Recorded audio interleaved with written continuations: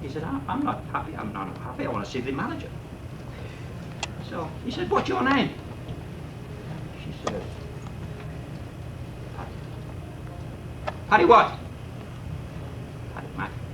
Okay, I want to see you, boss. So they go into the boss, they turn around and say, I want a loan for my frog. The manager said, that's against the rules. He said, what have you got as collateral? He says, this little doll here, China doll, 2 inches high. Manager looks at the lady and says, with a knick-knack, paddywhack, give that frog a loan. I'm sitting here. But I like to write things about people now and again. From England he arrived to the land of the free. An embryo traveller. No passport, no fee. He was born down at Kaiser. A big bouncing son. Asleep in the drawer, which the nurses had lumped. He'd lie in his crib with bottles galore. When shaken, found empty, were thrown on the floor. An acrobat talent he displayed as a tot, with a bottom first scramble over the side of his cot. His transition to walking, an action quite frisky. He shuddered, stepped off, after sipping Dad's whiskey. To place out of reach, we made so much haste. Too late, I'm afraid, he's developed a taste. Our first trip to England on a charter club flight, he turned, ran back, crying with fright. The view from the tarmac, in this young man's mind he saw the plane eat each person as it entered the door. Of earlier exploits, we could tell you some tales. Searching the backyard and chomping on snails. Raiding the fridge for his ogget and spoon. Watching Bugs Bunny, a favourite cartoon. A pachyderm ride at a shopping mall lot. A happy partaker he truly was not. At a campsite up north, he was searching the trees. For a squirrel with dentures, his grandma to please. At Cub Scouts in Jersey, with Dad, Hans Bake, we took first place with a Bugs Bunny cake. As the auction was held to raise the pack money, guess who forked out to take home Bugs Bunny? His essay, Great Lizards from Time Prehistoric, engendered rejection, a decision moronic. The teacher should have kept her opinions at bay. The subject was English at the end of the day. The football coach at our middle school, practice not learning was his golden rule. Adam challenged the logic. It hurt at the time, but he changed to soccer, which worked out quite fine. At high school team player, his skill did improve. So surprised that Aunt Olive's dollies could move. With cousins and friends, with ball control innate. They had no formal training, but they played quite great. Some time on his skateboard was all he would ask, with dog power Mindy easing the task. A front page picture paper, one day, flying a kite special he brought from UK. An electric guitar was a Christmas request. He proved his chord knowledge. He rose to the test. Of peripheral gadgets, he built some collection with spaghetti-type wiring to make the connection. During high school, as parents, we'd go blocking out the noise at the kids' talent show. High decibel levels were met as the norm by most of the bands to cover bad form. At Miami of Oxford, he built, a business he found, providing band gigs, equipment for sound. His first year at Western, a philosophy degree. Then he changed direction to study his Main Street. Then off to UC, his prof, Dr. Wee. The objective, I'm told, was a higher degree. Nights worked late in the lab he would be. On projects for NASA, or was it GE? He challenged in court in Farmansfield town. A ticket he got from a cop looking down. He went into court with a photo, you see, showing no double lines, and he got off scot-free. For presenting a paper in Europe he went. The last stop in Belgium, a city called Ghent. His doctoral hudding, he is embarrassed to say. He and his guests, they missed by one day.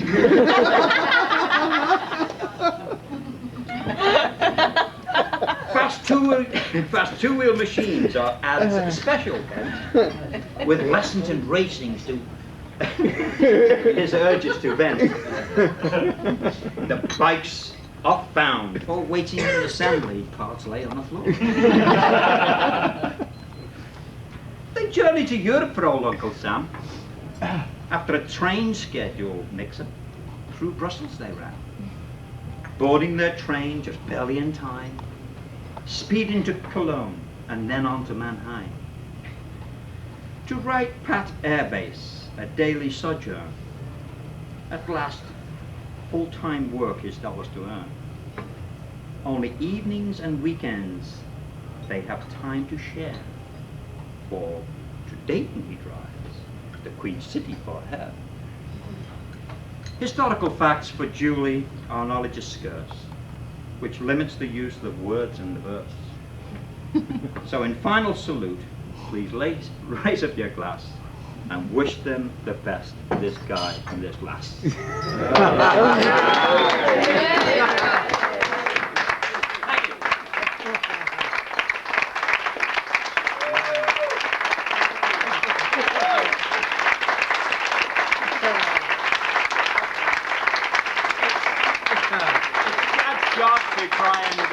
By anyone in the crowd about Adam on his final night.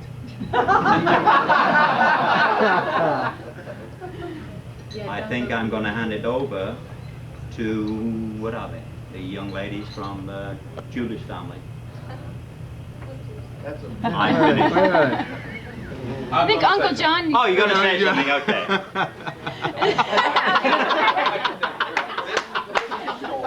It's true. He's there for No. sin.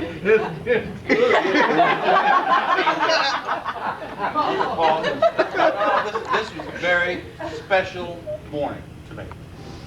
It was a long time ago, and Julie had been born, and she and her mother had been down in Florida visiting my mother and daddy. And one New Year's morning, very, very early in the morning, Liz, where are you? I'm right here. Remember, I picked you up at the airport in Atlanta on New Year's morning. I thought it was the bus station. It was the bus station. Okay. No wonder he was Liz, late. we used the bus station. That's right. Well, we came back to our house on Johnson's Ferry Road. And Julie was maybe 14, 15 months old. And you were worn out because you've been on the bus with Julie all night long. And so we got back to the house about 6 or 7 o'clock New Year's morning. Liz, my sister Liz, your mother Liz, your mother, goes upstairs to go to bed. And I take you downstairs to the den that we had. It was in January, as you know where New Year's is, and turned on the fireplace, and gas logs came up. You and I, 14 months old now, laid there by the fireplace. And I have a granddaughter now about the age you were at that time. And I can remember looking at you as a beautiful, beautiful young baby. And Adam, she's prettier today than she was then. And she was absolutely gorgeous then. my toast to my niece and my Niece-in-law. niece-in-law. all my brand new English.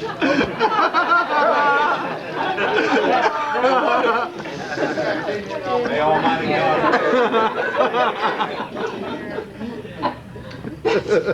Julian L. Only this was more like when he was 17 and I was 6. So you can understand the size difference, first of all. You know, trying, first of all, you know, a little guy shaking you isn't going to help in the morning. So trying the old trick of a wet flannel. I should have probably gotten to the door a bit faster.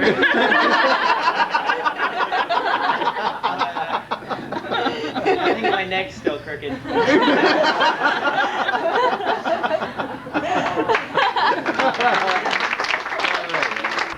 It would take too long. Yeah. Can I pass? No. Can tell me about Tiny Tim. Remember when? No, Yeah. I don't remember. You remind me. Remember when he came over to England? But it was 10 not happened.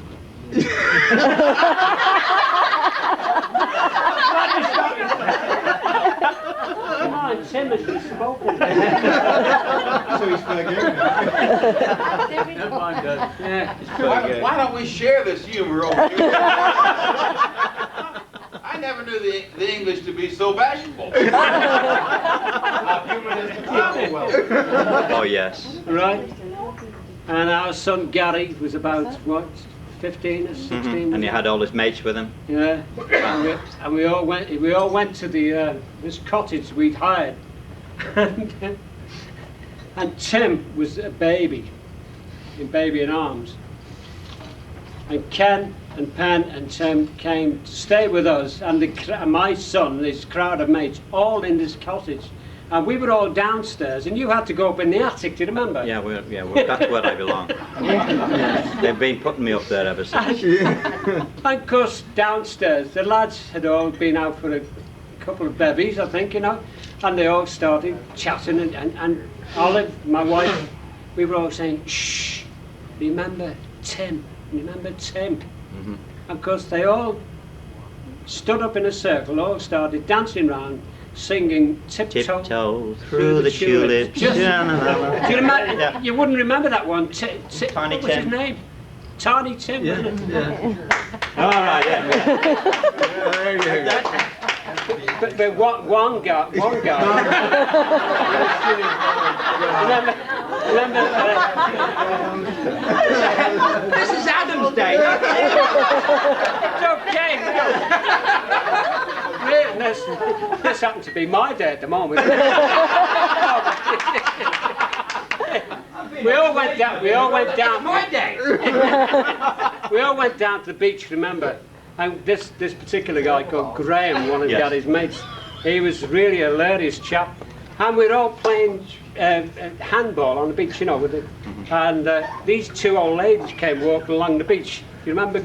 And Graham went running right up to them, and he went, and he dropped his shorts like that right in front of them. Remember? Wait a minute. As it happened, he did have his swimming trunks on. Maybe I should say something just to stop Dad.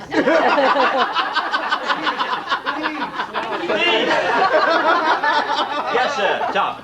Will a real Uncle Paul stand up?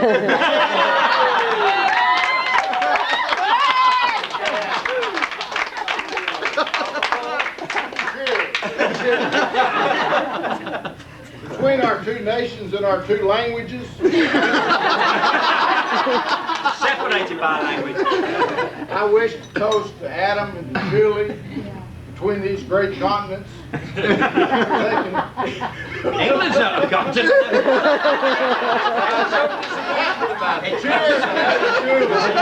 Big on the map of what? That's all. I don't know what I wanted to say. You're not King George, man.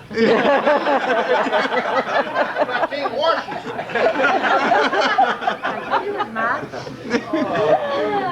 Here's to Adam and Julie. Here's to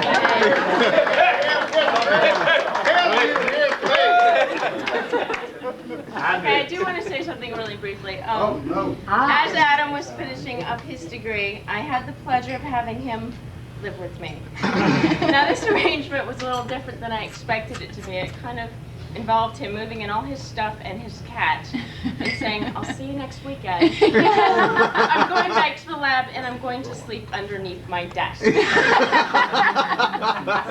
he wasn't going to commute. So I kind of gave up my guest room and I had 4 cats in my little apartment. I had the pleasure of meeting Julie, who is my downstairs neighbor, and I took to her instantly. And I thought to myself, well, here's this stunning, single, beautiful, intelligent woman downstairs, and my brother living with me. I could work something out here. She did bloody anything to move him out. And I did make some attempt to actually introduce them to one another. And I believe that even though I'd done that, when Adam ran into Julie in the bar, she had absolutely no clue where he was, where she had met him before, anything like that. But eventually, he chatted her up in the bar, and She thought he was gay. there's that too. But they got on rather well once Adam took the initiative to meet his little sister's intervention. And Julie, thank you for getting him out of my apartment.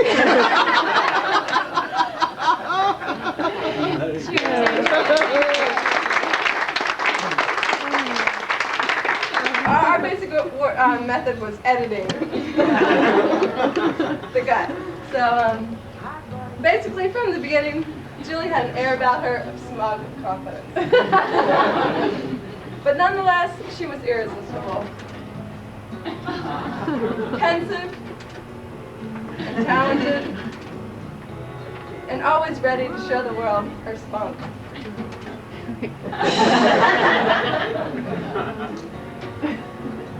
We all know her today as a confident and headstrong, yet occasionally stubborn woman.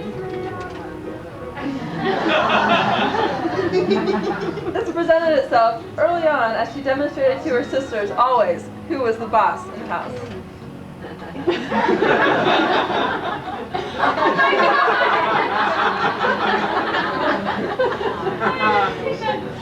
Now, Julie wasn't always pure of mind. She would often greedy and conniving. This sweet face would employ her 2 younger sisters to sit there night after night to find her ticklish spot on her feet, of which did not exist, only to her pleasure. So Julie learned quickly to use her charm and her infamous puppy dog face to her advantage. For how could you look into this face and not be swayed by her requests? That was the 80s. This was the 80s. Julie survived the 80s. Julie was the 80s. Julie epitomized the 80s. For us from a generation in the 90s, we were exposed to Funky Town, Abracadabra. I'll think of it. Alright, but Julie hasn't always been one to take advantage of her younger sisters. Whether sharing her infinite wisdom about makeup and beauty, always decoring us for our ballerinas, she's always been good at grooming herself. Or accepting the task of our mother's helper. As a big sister, she's always been gracious. She's always been there. And she's always helped us out. Now, those of us fortunate enough to be very close to Julie are perhaps aware of the more humorous side of her sleeping habits. Well, imagine for a moment this sleeping beauty, in the midst of a deep slumber, explode from her calm state and warn you of the nearest escape for the imminent fire.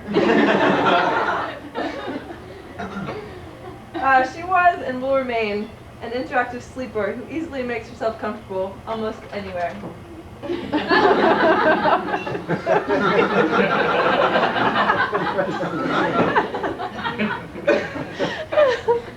This is our home in Chapel. Now, Julie's not only a precious and irresistible girl, as shown in this photo, but she's also been a very good listener, and someone I've always looked up to and admired.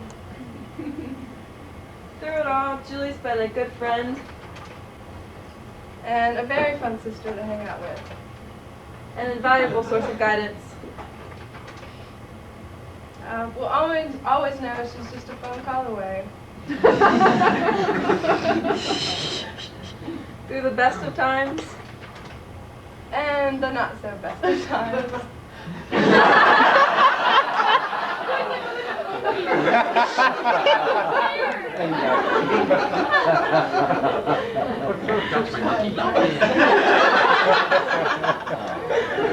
So if you lift your glasses and here's the toast to Julie. An adorable child. Our friend. Our family member. And now a wife. We love you, Julie. Cheers.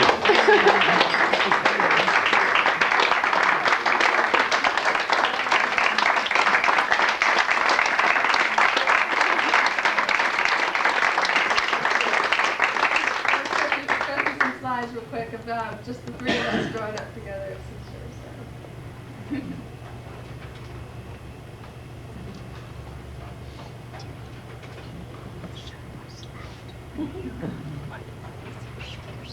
No. That was Halloween. I remember that. I hope it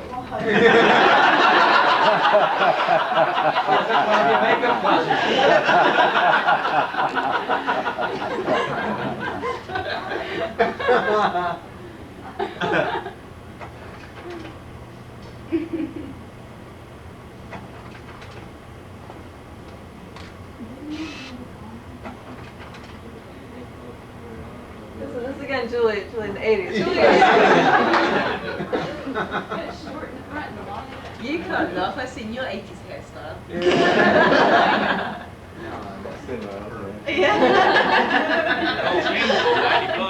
Yeah. It looked good with parachute pants.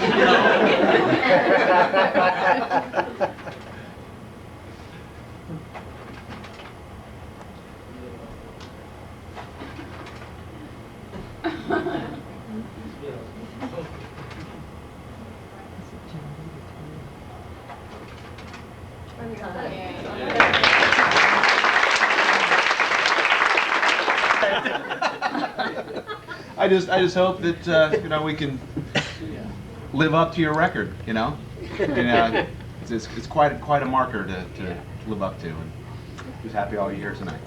Thanks. Thanks, Adam.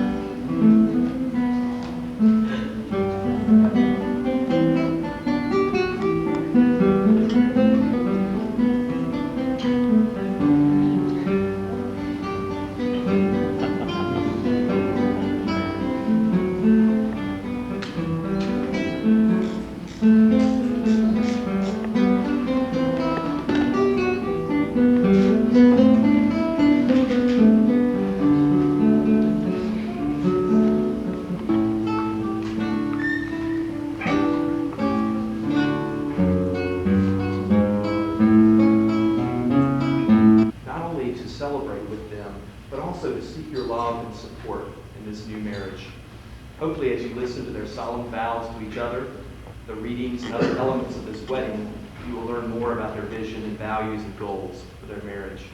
It is their hope, and my hope as well, that this knowledge will help you as their intimate friends to more faithfully love, support, and challenge them to continually strive for these values and goals for their marriage. Trust in Him, and all love and honor, and all duty and service, and all faith and tenderness, to live with Him and cherish Him according to the will of God and the holy bond of marriage. who presents this woman to be married to this man.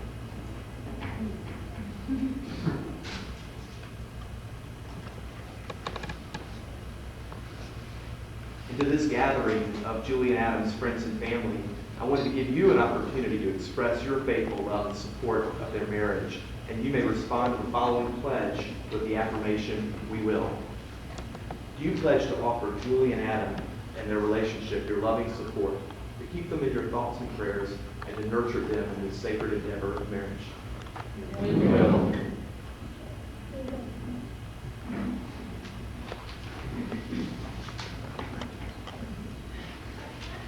Exist. A marvelous living, side by side, can grow for them if they succeed in loving the expanse between them, which gives them the possibility of always seeing each other as a whole and before an immense sky.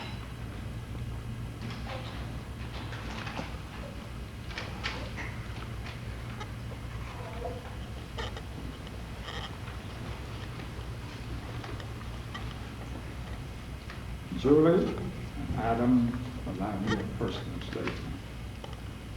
We all celebrate the love you have found and the commitments you've made little day. Love that grounds and sustains a good marriage is a unique and exclusive emotional and volitional relationship between two people based on sound judgment, in which the identity of each is redefined and strengthened, and the deep humanistic needs and requirements of both are satisfied and fulfilled. It involves the experience of the inherent worth and integrity of each other in a way that inspires mutual respect and trust. Love is a matter of volition as well as effective experience and judgment. It is a resolute commitment in which both partners all the days of your lives and make the world blossom. Personhood is the highest achievement of the universe. For no one is merely a person. One's identity has to be concrete and determinate. Each is either a woman or a man with certain given relationships that enter into one's identity through one's for marriage. And the second question was, what are your core shared values in this relationship? In other words, what are you going to build your relationship on? What will the foundation be? Because I believe there are really two types of relationships. There are relationships without vision and values, and those relationships are largely dependent on fate or luck for success. There are also relationships with vision and values, and those relationships stand or fall based on the quality of their vision and the quality of their values, and also on the couple's faithfulness to those vision and values. Of course, Julie and I know a lot about vision and goals. I got to know Julie training to run a marathon, and so this was a language that they understood, Adam being an athlete as well. But I wanted to share with all of you part of Julie and Adam's long thought out answers to those two questions for a couple of reasons. I want you to know and understand their purpose so that you can support them. And I also want to remind Julie and Adam of their answers so that they can know what goal they're striving for. So, Julie and Adam, you are two individuals with strong and deep passions who have strived with vast efforts and even tears to build long and lasting relationships. And you've lived with goals and for goals that are beyond your own self-interest. Your vision, duality of vision, then considering others better than yourself, is a mutual self-offering of each other so that you can truly become a family together. And that's my wish for you and your vision as well. To be my wife. Be my wife. To have and to hold. To have and to hold. To love and to cherish. To love and to cherish. From this day forward. From this day forward. I promise before God and His witnesses. I promise before God and His witnesses. To be your loving and faithful husband. To be your loving and faithful husband. For better or for worse. For better or worse. For richer or for poorer. For richer or poorer. In sickness and in health. In sickness and in health. In joy and in sorrow. In joy and in sorrow. Until we are parted by death. Until we are parted by death. This is my solemn vow. This is my solemn vow. Julie, if you'll repeat after me. I, Julie, take you, Adam, I, Julie, take you, Adam, to be my husband, to be my husband, to have and to hold, to have and to hold, to love and to cherish. to love and to cherish. From this day forward, From this day forward, I promise before God and these witnesses I promise before God and these witnesses to be your loving and faithful wife, to be a loving and faithful wife, for better, for worse, for better, for worse, for richer, for poorer, for richer, for poorer, in sickness and in health, in sickness and in health, in joy and in sorrow, in joy and in sorrow, until we are parted by death. until we are parted by death. This is my solemn vow. This is my solemn vow.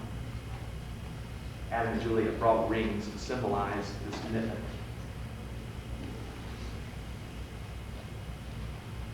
Adam, if you'll take this ring and place it on Julie's left hand and say to Julie,